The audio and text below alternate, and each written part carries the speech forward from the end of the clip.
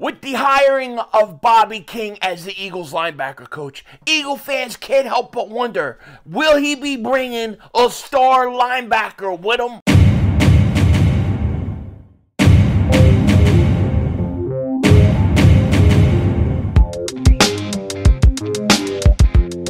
Dallas still stinks. Dingbat here. Hope everybody's having a great day. Hope you guys are doing well. Hope you're hanging in there. I know a lot of you guys are feeling pretty good about getting Bobby King as a linebacker coach. I know I am. But it has a lot of Eagle fans wondering a single question.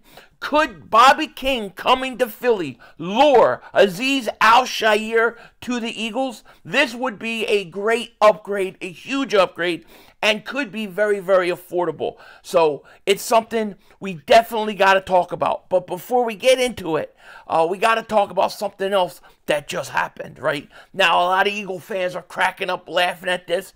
Me, I'm not going to laugh at this because I honestly don't know what to think. All right, but here you go. Breaking. The Pound Commanders, the stupidest name in football, are expected to hire former Pound Eagles offensive coordinator Brian Johnson to a, quote, prominent role on their staff, per Jay Fowler. Johnson is staying in the NFC East, and he seeks revenge. Well, they didn't put that part, but I'm adding that part. Now, a lot of Eagle fans are laughing. They think this is hysterical. They think it's funny. And they might absolutely be right at the end of the day. But I got to tell you, I sit here to this day right now still wondering, was it Brian Johnson or was it Nick Sirianni? If Nick Sirianni is going to take the blame and say that it's his offense, his play calling, and all those things, and then turn around and they fire Brian Johnson, was he the problem or isn't he? You know, it's very confusing to me because we really never got like the leaks that come out that I thought we would get, you know? And I think part of that is because they kept Nick Sirianni. I keep going back to this, though, about Nick Sirianni. Why is it that so many players seem to have went back for him? Like, they really stood up and protected him. Fletcher Cox, Kelsey, you know, Jalen Hurts, A.J. Brown. They all kind of stood up for Nick Sirianni, which makes me believe that Nick Sirianni wasn't the problem and that it was Brian Johnson. And if you look at that interview with A.J. Brown and Devontae Smith had last week, they kind of insinuated, you know, it was an offensive coordinator problem, and they seemed to be okay with him going. So, at the end of the day, he probably was the problem. But until I know 100% certainty that it was him, I don't know how I feel about this, because now he's in the NFC East, where we're going to have to face him, twice a year, and he knows your quarterback very, very well. He was with him as a quarterback coach and then an offensive coordinator. So, to me, Brian Johnson going to Washington, I'm not ready to laugh yet. I lean towards that way because I do think he probably was a big problem, because I don't think the players would have stood up for Nick Sirianni the way they did. I have a feeling Nick Sirianni might have been biting a bullet for Johnson, but we just don't know yet.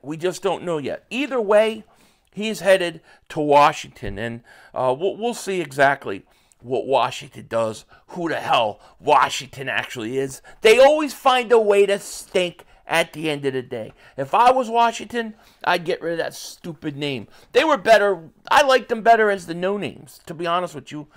Totally be honest with you, I liked them better when they were called the no-names, Washington Commanders. It doesn't even fit. It sounds like a Canadian Football League. And then they got the stupid logo with the W, which it should just be an L because all they ever take is losses. And then they had to change their song. It all stinks. They stink. That franchise stinks, and it's just pathetic. They're pathetic. But anyways, I don't want to go off on a tangent about Washington. I want to talk about the greatest team in the history of sports, the greatest team with the greatest logo that they brought back. I can't wait to see Kelly Green again and again and again. I do predict, though, I'm just saying, I am predicting right now that sometime during this offseason, we are going to get an announcement of an updated home and away jersey. I think the Eagles are going to revamp these jerseys. I'm not saying it's going to be pure Kelly green, all right? But I think something's coming because they changed the word mark. The word mark doesn't fit the logo that they have. And then when you look at the Kelly green and how well it sold, the Eagles are going to do a refresh. Now, if it was me redoing the whole jerseys, and this is just my personal opinion, I would come back with an updated Kelly green, not the Kelly green that they had last year, but an updated Kelly green. Then that would be my home jersey. Then I would do all white, right? I would have a white helmet, white jersey, all white pants, like the old Eagles used to do on the road, right? So I would have the white helmet. You saw Isaiah Rodgers, right? He's been on Twitter working out. He's been wearing a white Eagles helmet. Some people say, man, does he know something we don't know? That would be my road jersey. So I would have the Kelly green with the Kelly green helmet at home. Then I would have my away jerseys would be the white helmet because some of those white helmets look ridiculously awesome. Then my alternate jersey would be black. It would be black with Kelly green. So it wouldn't be like the all black that they did with the all black helmet, all black. It would be like black with Kelly green numbers and stuff like that. It would look awesome. And it would be all updated and modern, you know. I love the Kelly green that they brought back last year. I love it, but it's still a throwback. It needs to be updated. Now, I don't think the Eagles are going to bring back Kelly green full-time. I don't believe that. I do believe, though, we will see an updated jersey this offseason. I think the first year was the word mark. Then it was the black helmets. Then it was the Kelly green jerseys come back as alternate. And I think this is the year that they give us the refresh of both home and away jerseys. But, look, that's just my personal opinion. We'll have to see later. Now, as far as the Eagles go, we hired another great coach. Bobby King was a great hire for the Eagles at linebacker. I think he's fiery. I like his attitude. I like the way his linebackers play. And I think it's a good move. The Eagles have done a great job in their coaching hire. All experienced guys, which really begs to question what's going to happen with Nick Sirianni. How much of a leash will he have this year? If they start off, let's say 2-4, do they got to trash him? They got to throw him out? 2-5, they got to trash him? They got to throw him out? How's it going to go? That's going to be a very interesting question. And one of the things that we're getting today, especially because it's only natural that you hire certain coaches, that certain players would be attracted to that situation. And a lot of people are talking about Azeez Al-Shaair. Why? Because Azeez Al-Shaair is a free agent linebacker with the Titans, and he's coming off a really, really good year, okay? He had 84 solo tackles, 2 sacks last year. When you look at his total tackles, were 163. So he had 163 total tackles, 84 of those which were solo, and then 2 sacks.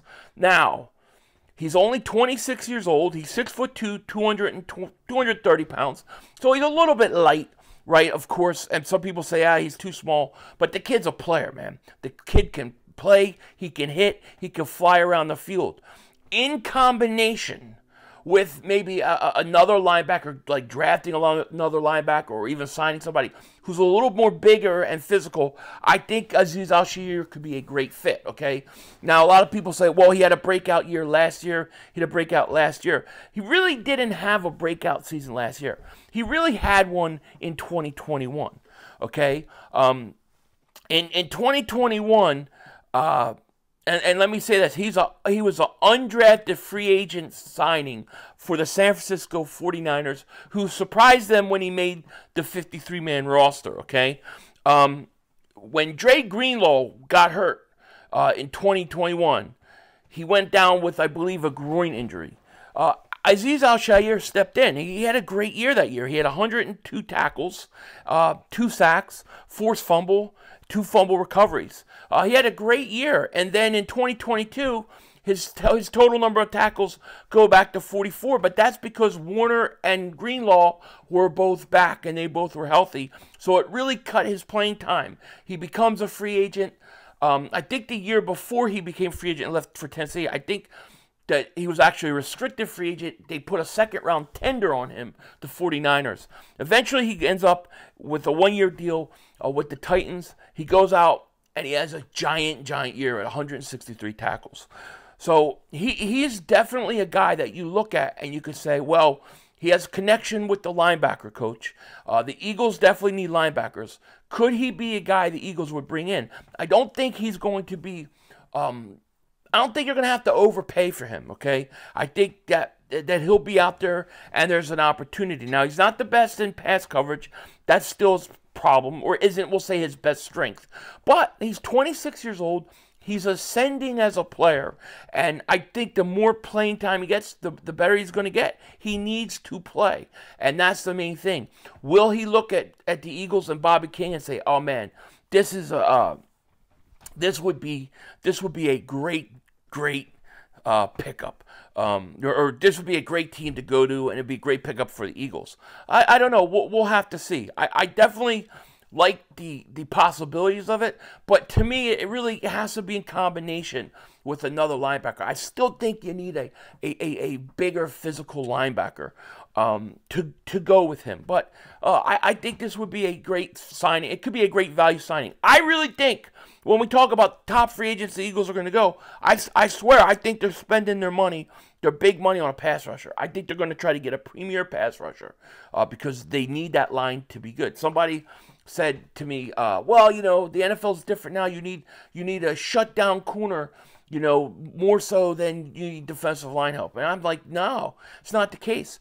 You have to have a pass rush in this league. If you don't have a pass rush, your corners aren't going to be able to hold up long enough. You have to get a pass rush. And the Eagles, that's their bread and butter still. So I think you're going to see them go out and spend money on a free agent pass rusher. I think you're going to see it. I think they're going to extend Reddick, and you'll have two guys to go after. And then I think you'll get a couple, you know, middle-of-the-road signings, you know, not too much money, somewhere in the middle. That's where a guy like Azeez Al-Shaair could fit in, okay? And let me just say this. I didn't know a whole lot about him, except for I remember the whole mic'd up situation. I don't know if you guys saw where he was talking to Mike Evans, and he was talking about how he just wanted to thank him for everything he did for Tampa. He was from Tampa, and that he was homeless, and it meant a lot to him. Here's what he told Mike Evans. He says, and this was like, you know, like warm-ups and stuff. He goes up to Mike Evans and he says this. I don't want to play because I'm afraid I'm going to get copyrighted, but here's what he said. I'm from here, born and raised. I grew up homeless my whole life. I swear to God, I've been watching you since I was a kid. Al-Shaair told Evans, I used to stay under a bridge, bro. And that's what he said to him. And then Evans, you know, gave him a hug, told him he appreciated him. But the kid has a great story. The kid has a lot of heart. I love guys like this that have a story like that. So he would be a perfect fit for the Philadelphia Eagles in terms of, you know, who he is, the kind of kid he is, and those kind of things. Whether he fits in to their system and what they want to do, that's a whole nother thing. But with Bobby King coming in as a linebacker coach, you got to keep your eye on Azeez Al-Shaair. He's a popular name going around right now, especially for Eagle fans, because of Bobby King. And I think he would be definitely an upgrade. I don't think there's any way you can say he's not going to be an upgrade. And no, to the Nakobe Dean lovers out there, I am not throwing him under the bus. I am not saying I've given up on him or anything like that. I like Nakobe Dean too. But, you know, you still have to get, in my opinion, even with Nakobe Dean and he pans out, I still think you have to go out and get two linebackers. I think if you could go out in free agency and get a guy like Azeez Al-Shaair and then go back in the second round of the draft and maybe draft another linebacker, you know, Jeremiah Trotter Jr., you know, or somebody like that. I'm just throwing it out there. I think that would be the perfect move. You know, maybe you want somebody a little bigger than Jeremiah Trotter Jr. That's fine too. But I think two linebackers is what you need, whether Nakobe Dean pans out or not. And I think you should do it in free agency, and I think they should do it in the draft. Azeez Al-Shaair is a name to watch for the Eagles because of, you know, him being with Bobby King last year in Tennessee and him having such a great year.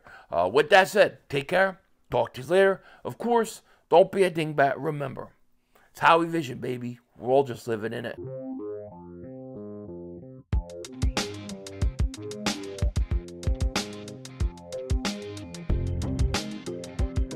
going to be such an interesting all season. It really is. And, you know, we were talking about Brian Johnson and stuff like that earlier with the Commanders.